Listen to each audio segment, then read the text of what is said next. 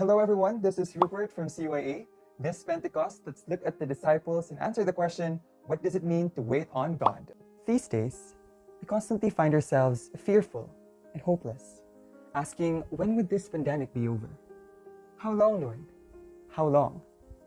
During their ministry, the disciples also probably had the same question. They had to wait a lot. They waited 3 days before Jesus rose from the dead to restore their hope again. And just as when they can finally proclaim that they were right about Jesus and share good news as soon as they can, Jesus tells them to go and wait. They ask Jesus, Lord, has the time come for you to free Israel and restore a kingdom? But Jesus answered them, but wait for the gift my Father promised, which you have heard me speak about. For John baptized with water, but in a few days you will be baptized with the Holy Spirit. You will receive power when the Holy Spirit comes upon you, and you will be my witnesses, telling people about me everywhere. After saying this, he was taken up into a cloud while they were watching, and they could no longer see him. Though Jesus was no longer with them after the ascension, Jesus promised to send them a helper in his stead, the Holy Spirit, to guide and empower them in the ministry. But they didn't receive it immediately. Once again, they had to wait. They didn't know when, how, what form they were expecting. The Spirit was a mystery. It was not as if it was a Shopee package they were to receive, but still, they obeyed patiently and obediently, holding on to Jesus' promise, until finally, something happened. They gather and wait. Jesus is gone. Everyone is curious to meet the one whom Jesus would send. Men, women, old people, young people wait for something to happen. Suddenly, the room grows brighter. Darkness is gone. Blazing light fills them. Smiles paint their faces. Something new is happening. They feel their hearts change inside. They ask, is this what Jesus promised? Words fall across the room and people crowd around. They hear the words, recognize different languages. Something new is happening. The Holy Spirit has arrived. Peter opens his mouth. He starts to preach. Friends, something new is happening.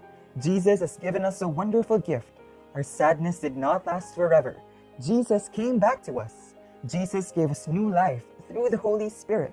Holy Spirit that changes us and gives us a love for us, our families, our friends.